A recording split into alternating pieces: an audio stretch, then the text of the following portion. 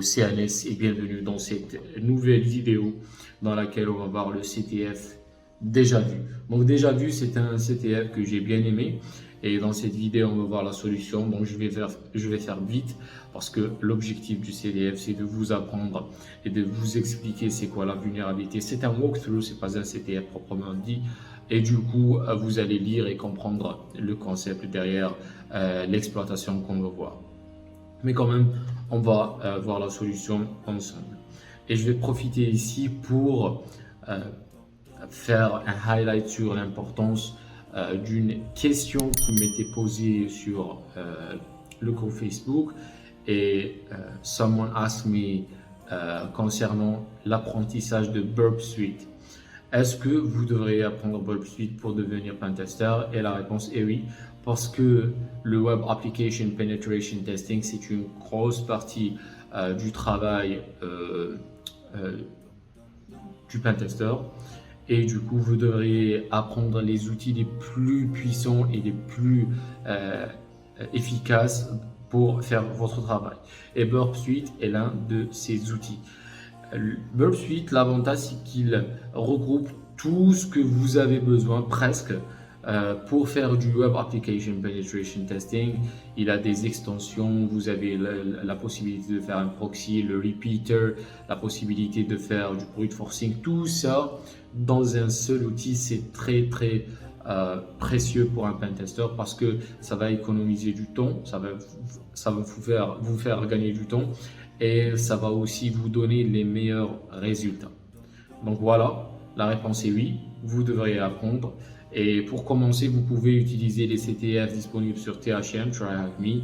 Il y a plusieurs walkthroughs ou plusieurs leçons pour apprendre les bases de Burp Suite. Et ensuite, le reste, ça va venir avec l'expérience et oui, avec l'expérience et les CTF. Voilà. Donc j'espère que ça a été clair et on passe à la vidéo. Peace. Et what's going on guys, c'est Anes et bienvenue dans cette nouvelle vidéo dans laquelle on va voir la solution du CTF déjà vu. Déjà vu, c'est un CTF pour débutants comme d'habitude, on se focalise sur les CTF pour débutants pour que vous puissiez avoir une compréhension solide sur la méthodologie pour résoudre ce type de CTF. Comme d'habitude, je suis connecté au réseau VPN, j'ai déjà fait le truc, le CTF, et on va voir ensemble les trucs les plus utiles et comment les résoudre. La première phase, c'est de checker rapidement le site ou le serveur web. On voit que c'est une galerie de chiens et de chats. Voilà, on peut cliquer sur une image, ça donne un titre, caption, la date et l'auteur. Comme d'habitude, vous pouvez faire view page source. Voilà. What should happen when we click a picture? On a vu qu'est-ce qui se passe et ça nous donne des informations basiques sur l'image. Maintenant, le focus ou l'objectif de ce CTF, c'est de discuter une vulnérabilité qui touche ExifTool. Et on peut cliquer sur Dog Pictures et avec Nmap on a pu trouver que le serveur utilise le service SSH 8.0, donc ça c'est un truc que vous pouvez récolter ou récupérer avec Nmap. Et la deuxième chose c'est qu'on peut utiliser Burp. Voilà, donc on va utiliser Burp pour résoudre ces tasks et on va configurer rapidement le proxy de Burp en allant sur Preferences. Ensuite on va taper Proxy, voilà, Settings, Manual Proxy Configuration, l'adresse IP locale et le port 8080. Voilà, donc OK.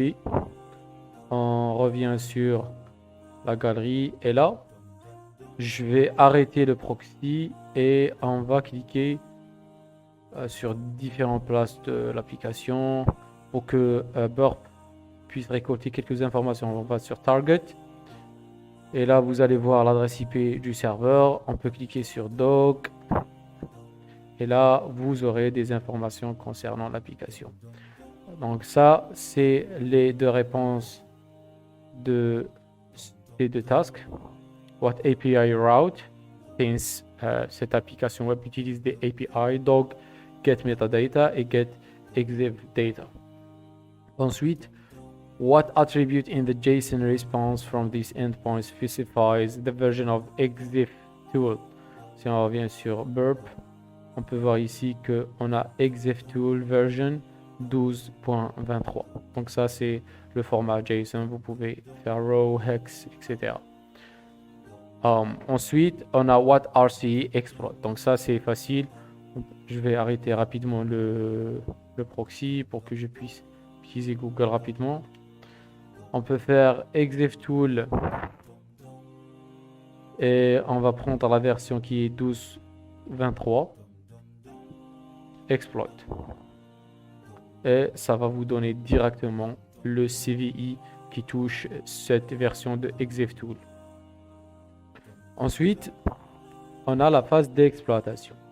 Donc, ce qui est déjà très bien expliqué sur TryHackMe, ça vous donne, si on scrolle tout en haut, ça vous explique le code qui touche ou la vulnérabilité qui touche le code de exif tool et comment le patcher. Et ensuite, ça vous donne des directives pour exploiter cette vulnérabilité en utilisant MSF Console. Donc on va utiliser MSF Console ou Metasploit. Donc l'exploit qu'on va utiliser, ça s'appelle exif tool, déjà vu Perl Injection. Donc je vais prendre cet exploit. Et ici, il y a une note qui dit que Metasploit 5 ne contient pas cet exploit. Du coup, il vous faut Metasploit version 6, comme vous le voyez ici. On va faire use. Voilà. Show options. Il nous faut entrer l'adresse IP de la machine Kali. Donc ici, je vais entrer l'adresse IP du réseau VPN de THM en faisant set lhost. Ensuite, je vais changer de port, set lport 5555. Voilà. Show options. Ça va nous générer une image avec l'extension JPEG et le nom MSF. Donc on va faire run. Voici l'image. Donc je vais faire copier. Ensuite, je vais copier cette image vers Home Kali Desktop et je vais l'appeler vidéo.jpg. Super. Je fais ls en desktop.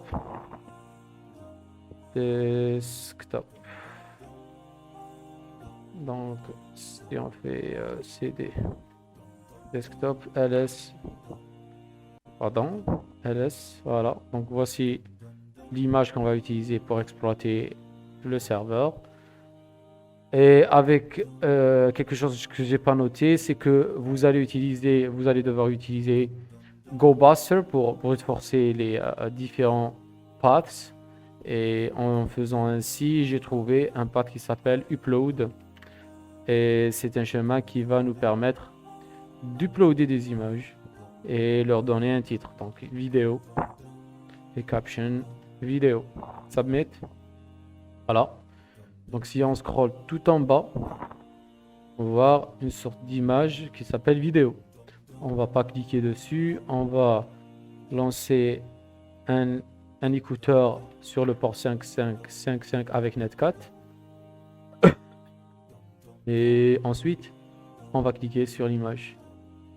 Et instantanément, ça va nous donner un shell sur Netcat. Si on fait ID, on a un shell en tant qu'utilisateur dogpix. Voilà.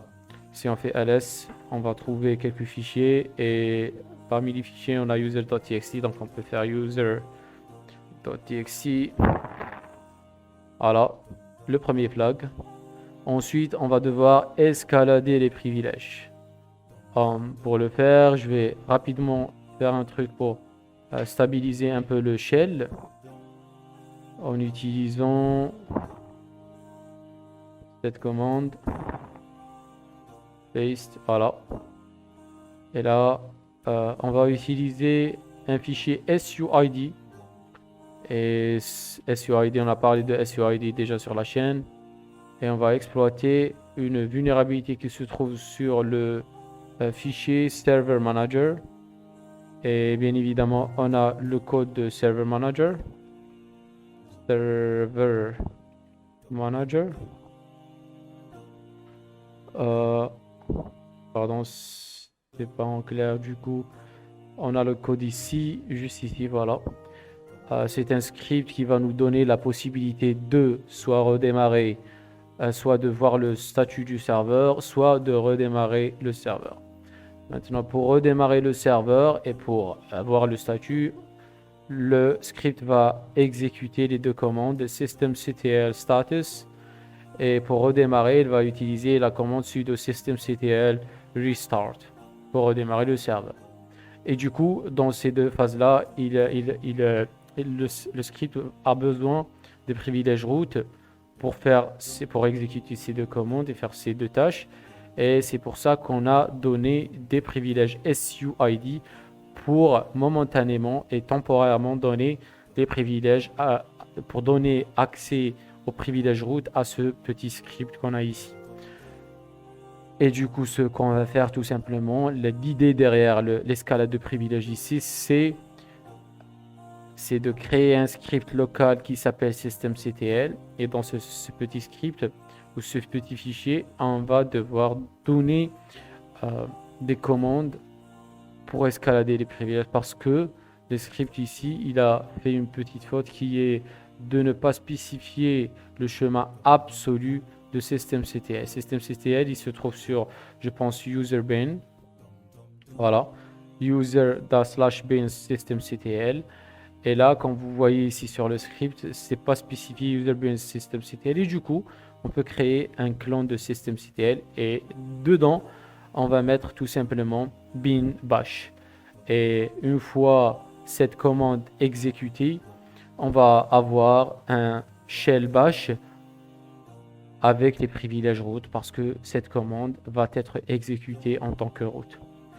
Donc on va le faire. Les étapes sont données ici. C'est simple, c'est très simple. On va juste créer un petit fichier qui s'appelle systemctl.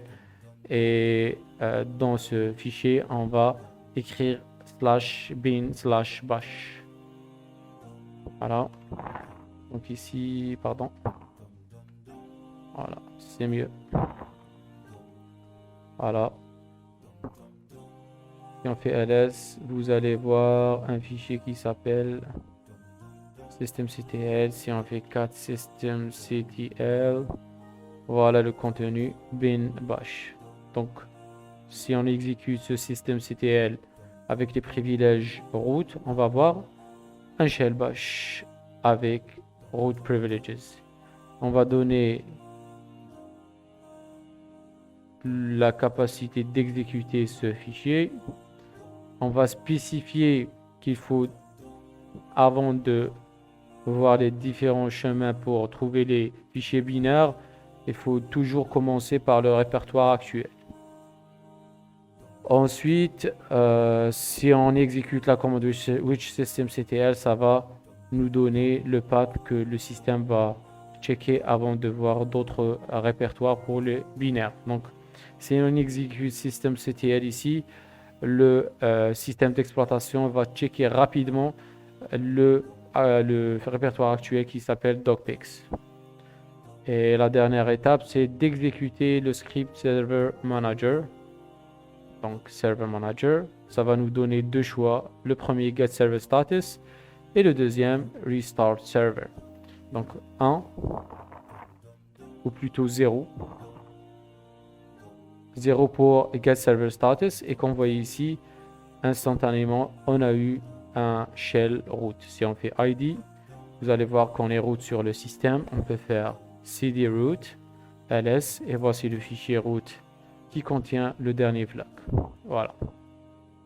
Donc l'idée c'était de remplacer le fichier systemctl par un autre clone malveillant, ce qui a fait que en sélectionnant la case, la case, ici c'est pas case, c'est-à-dire le 0K, le K0, ça nous a permis d'exécuter systemctl malveillant et en utilisant ou en exploitant les droits SUID, on a pu avoir le shell root.